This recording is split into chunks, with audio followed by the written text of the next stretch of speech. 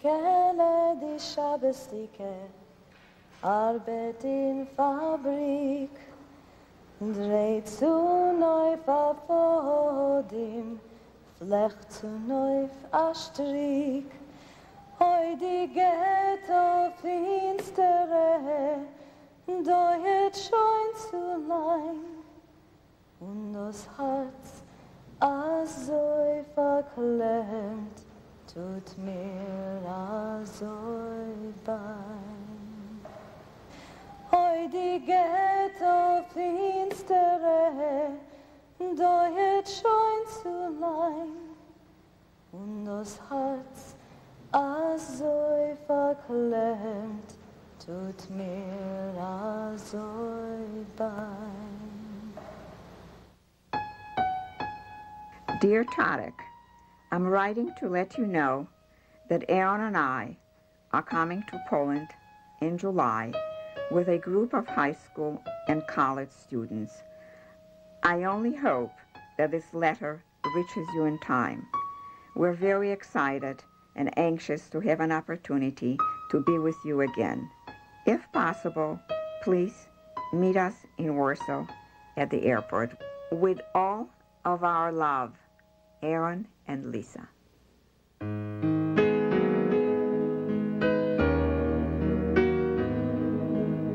It was in June 1941 to liberation. To summer of 1944. For some people, Jews, it was from 1939 to 1945. Can you imagine? The trauma, the hunger, the killing, the losing of families.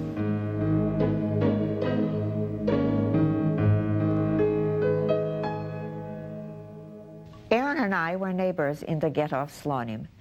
We were both teenagers, and after we survived the massacres, we escaped to the ghetto Grodno. For many years, I thought that I'll never return back to Poland. It's a place where I lost all of my family members. It was over 80 people. But a good friend of ours came and asked us, we are planning to go back to Poland with a group of over 100 students, and it would be very nice having with your experience to go with us to Poland. We decided to go primarily so our message will remain to make them aware of the silence of the world at that period, to make them more caring, and most of all, when we will be here no more, for them to be our messengers. On November 1st, 1942, they sealed the ghetto and they start sending out the Jews to Auschwitz and to Treblinka and also Majdanek. We were in the ghetto trying to survive. We are speaking about 50,000 Jews, approximately Grodno and all the small towns around Grodno. By the time it was time for us to run away from Grodno, there were only close to 1,000 Jews left. Can you imagine the enormity of the number? The rest already were all resettled. By resettling, we know most of them were already by this time gassed. Who would believe in the 20th century they would do things like this to people? And the world would stand by and let them do it? It was an unbelievable experience. It was only after people returned and start telling that it's about Auschwitz and Treblinka and Majdanek that people learned what was done to innocent people, and nobody stopped them. In the summer of 1942, I survived the massacres of Slonim, and I escaped to Grodno. In Grodno, I found a place to work on slave labor outside of the ghetto. And there I met a Polish young fellow by the name of Tadeusz Sirocco. Tadek came to me. He says, Aron, the ghetto is being surrounded.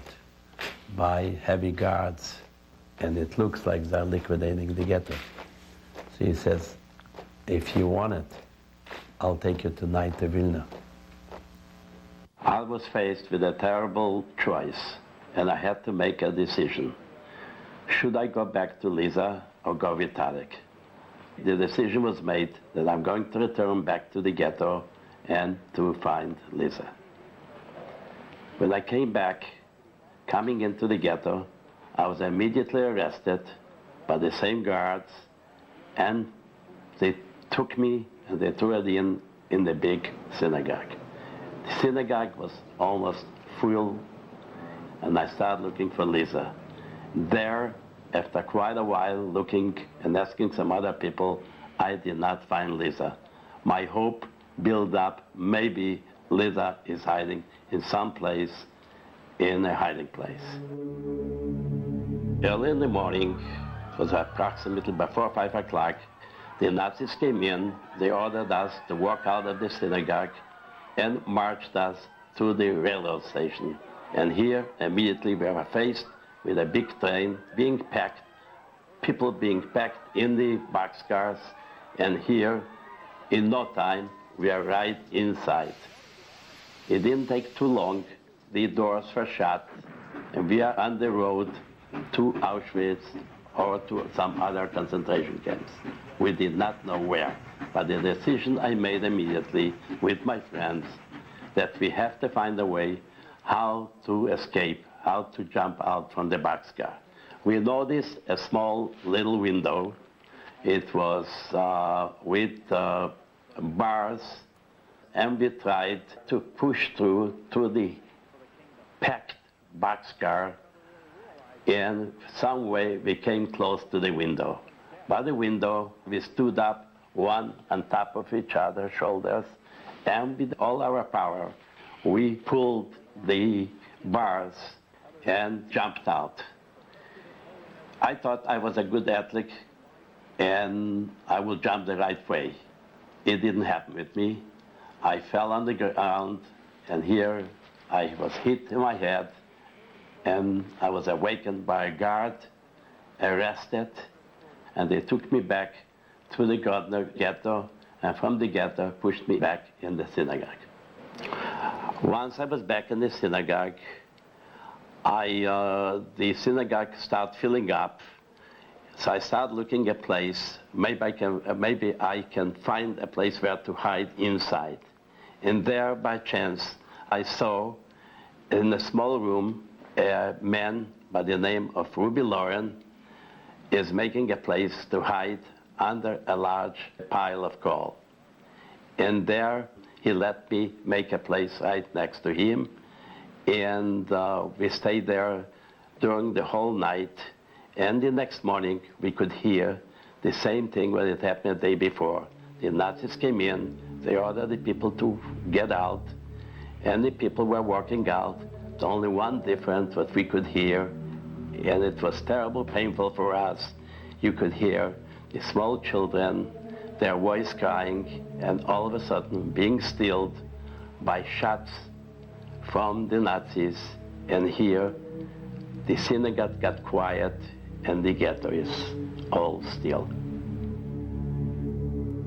A few hours later, we heard footsteps, people coming in inside the synagogue, and they were speaking Yiddish.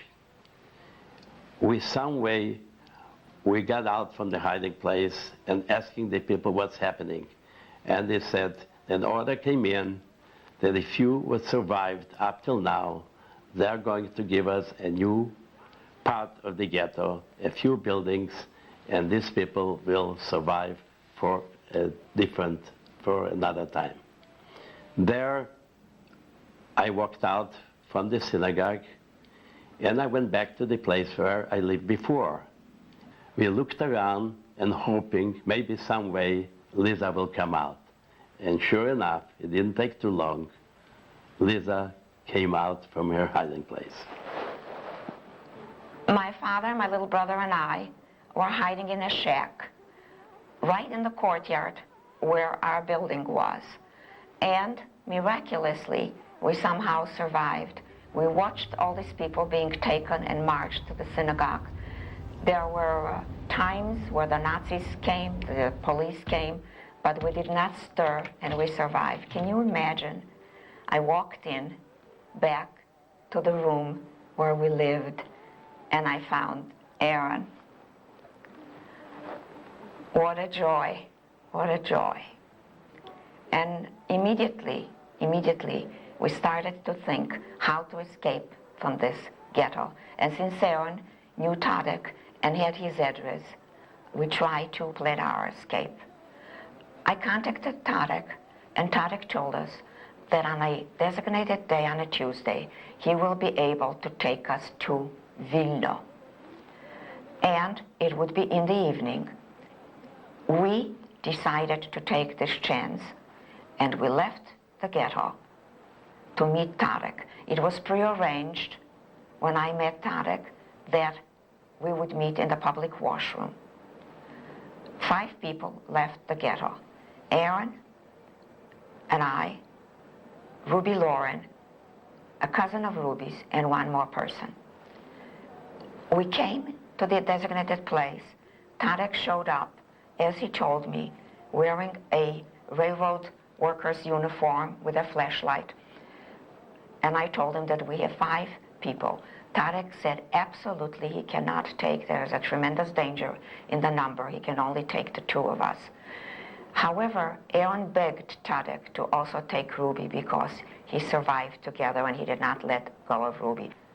They left back to go to the ghetto, and we walked to the railroad station. We arrived, it was dark. Tadek pointed out to us the train that is going to Vilno, and he told us when the trains will start moving to jump out and to try to climb up somehow to the top of the roof of the boxcars, and we would have to travel. It was March 9, 1943, sub-zero weather. The 3 of us were lying in a ditch, waiting for the train to move, and as the engine began to bellow, we were to jump out and to get to the top of the roofs of the boxcars. Aron and Ruby first, I still remained. They somehow managed to get to the top of the boxcar. As I remained and turned my head back, there were very few boxcars left, and I became terribly frightened that I will remain. And in this great haste, I ran out to try to find the boxcar with a little ladder to go up to the top of the roof, but I couldn't find the bumpers, as Tadek told us, and I couldn't find the ladder. And there I was, in front of the boxcar, standing on the little ledge, holding on to the handle on the door, and not being able to go up to the top. See, I stopped on this ledge, right here, and I was holding on to this handle, this handle. And the door was locked, and no couplers. No way could I have gone up to the top. No way. And I was standing here on this tiny ledge. I wore mittens, and it was sub-zero weather. Sub-zero weather. And nowhere, I thought that this is absolutely the end. I had a babushka, the winter of the babushka, and I knew that there were bridges along the way, and there were, in some places where we passed, there were lights. And I was seen from the outside. What there are to do. Later, I learned that Tadek ran from the front of the train where he was, and all the way running while the train is moving, looking for his passengers. He found Aron and Ruby, and he's asking them, where's the girl? And they said they don't know. They really don't know. He did not give up. He kept on running to the end of the train to find me. And all of a sudden, as he came to the car that I was holding on to, he found me. He ran to Ruby, to the boxcar that Ruby and Aron were lying on, and the 3 of them ran while the train was moving to rescue me. They were all lying on their stomachs, holding on to one another's ankles not to slip down. And Tadek leaned over, gave me a hand, and told me to let with one hand go and to hold on to his hand and they'll try and pull me up. I had the vision that I'll lose the mitten, that he'll grab the mitten and not grab my hand, and I will fall down. So in the split of a second, I only thought, how do I hold on to his hand with all my might so I will not end up on the ground dead? I managed to do it. Tadek leaned over, he gave me the hand, and the three of them pulled me up to the top of the train. And I traveled with them for 180 kilometers. It's a happy ending for us. And for you, it's really like touching history. To know what it took for someone to survive.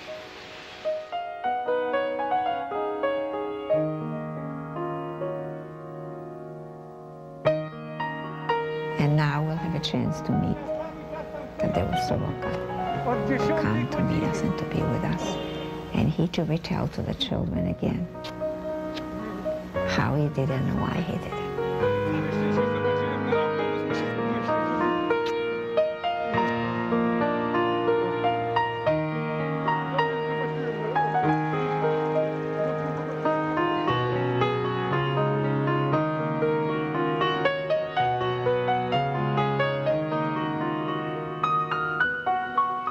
So this is the story.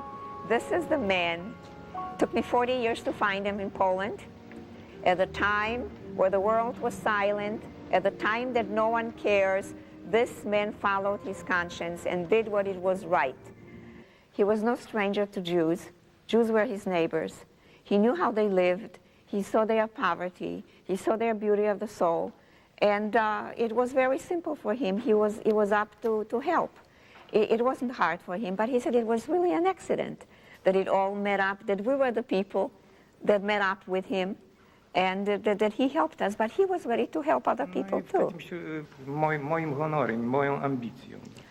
He was raised in a religious family, and he was brought up like this, and to help someone, he says it was his ambition to do something. It wasn't hard for him to do.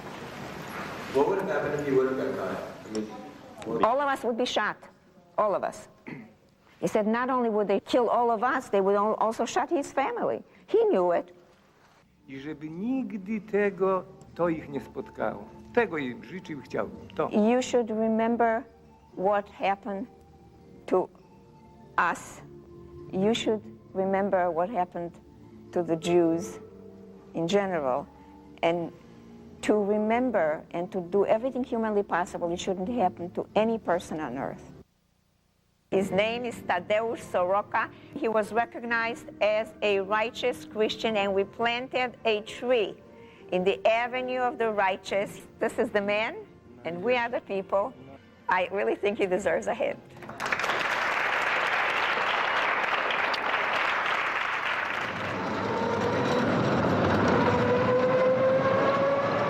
When we went to the Umschlagplatz, it was a very moving experience for me because I remember playing at that service, playing guitar and looking around and being surrounded by children and feeling like I was witnessing an actual deportation scene. We are sitting here at the Umschlagplatz. It is a German word. Before the ghetto was destroyed, this is where it was. And from the ghetto, the Jews were being driven under arms, taken by force to come to this place. And it is from the Umschlagplatz that they were taken in the boxcars and taken to Treblinka, to Auschwitz, and to Majdanek. You will read a sign along this path of suffering and death. Over 300,000 Jews were driven in 1942 to 1943 from Warsaw Ghetto to gas chambers of the Nazi extermination camps. You cannot write 300,000 names This is just a symbolic names that are written here. They came to the Umschlagplatz with a little peculiar, a little bag on their back, a suitcase, and both hands holding to their starved children. How could I convey to you the hunger that these people possessed? They came in such haste because they were promised an extra slice of bread. Imagine to go into the unknown with your little belonging on your back for a slice of bread. And because of that, the resistance took its roots.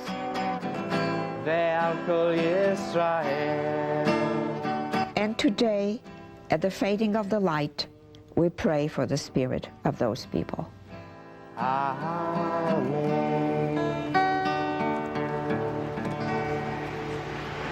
Shavua Tov. Being there and listening to Aron and Lisa talk and walking through all these places, you can hear the screams. It smells like death. I haven't worn the shirt that I wore that day in Majdanek because it smells like death.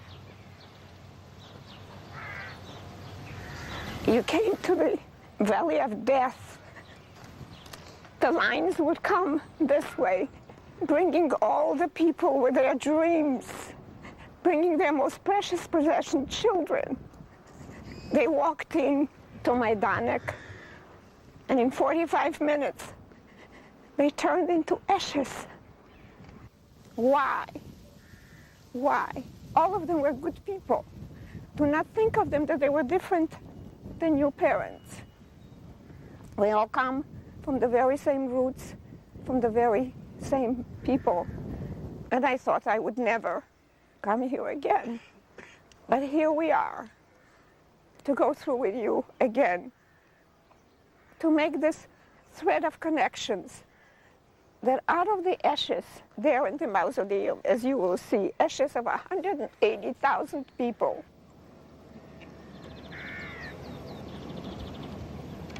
as the wind blows them all over the place, the stillness of the place, you would think it's such a peaceful place. How was it possible? Come, taking Majdanek, and let it live with you for the rest of your lives. Not the gruesome part, but the strength that you will derive from it, and promise that as long as you will live, you will see that this doesn't happen to anyone on earth.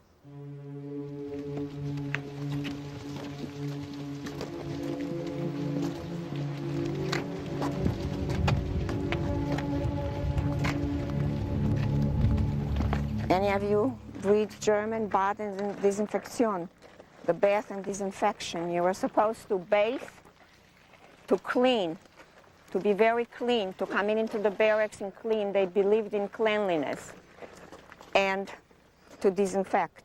And when people innocently came, they really thought that they came, they would give them a shower, and they will put them into the barracks. And they will keep the children nice, as they promised, and that they would go to work and live. You will walk in a minute and see what happened to them. Were you to live at a time when I was your age, you could have very well come here. And after a long journey, without food, without water, standing in packed boxcars, you finally came to Majdanek. And when you came in, they told you that you need to be clean, so you need to take a shower. And the mothers grabbed their children in a haste to come in to the shower room. They walked in, it looked to them. After all, it's a camp, so it's simple. A wooden plank floor, and shower heads just to turn on the water.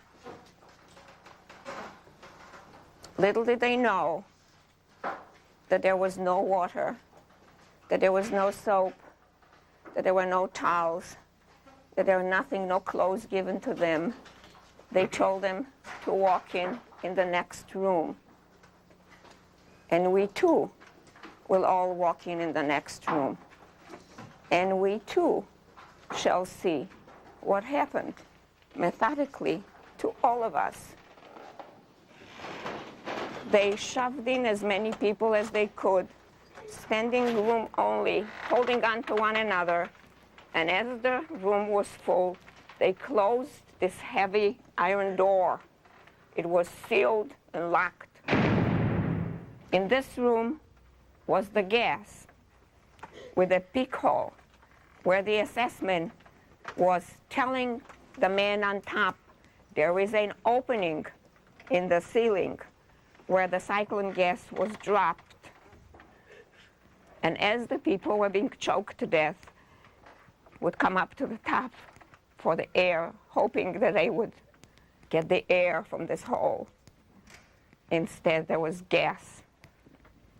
The assessment watched how much gas it took to gas a certain amount of people, and when it was over, they would not even let the bodies cool off. They would take them out, remove all of their gold, if they have gold teeth, if the hair was shaven already before, and then take him to the crematorium.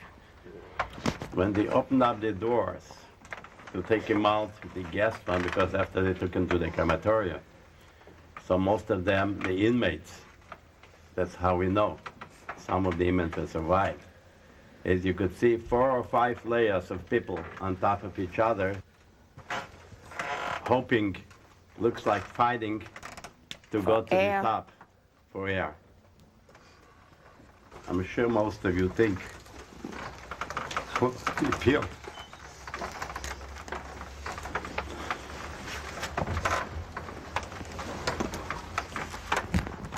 But we feel so important for you to know.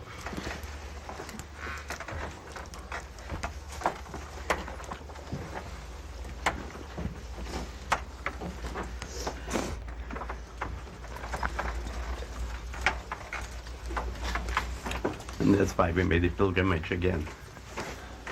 Did any of your children imagine that this looked like this? Did you have your wildest dream to imagine that this could be built for humans, to do this to humans?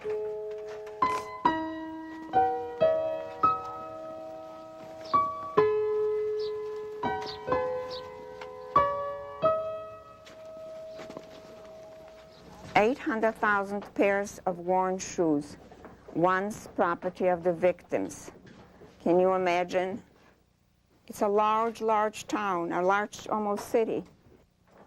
They were gone, gassed, and the shoes remained as a testimony for us to know what was done to them, for us to remember. How could they do it to children?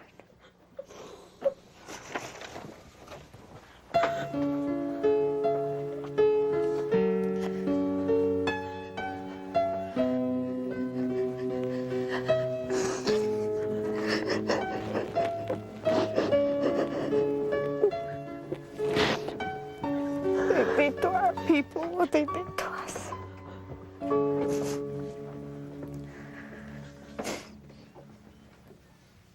The heat in the summer and the cold in the winter. Just imagine the getting up to go to work, 800 people piling out, cold, hungry, running, no place to wash, to go into for slave labor. At first, there was nothing. There was only planks, no mattresses, just a little bit of straw. Some of the inmates left. There's still some clothing left on their beds.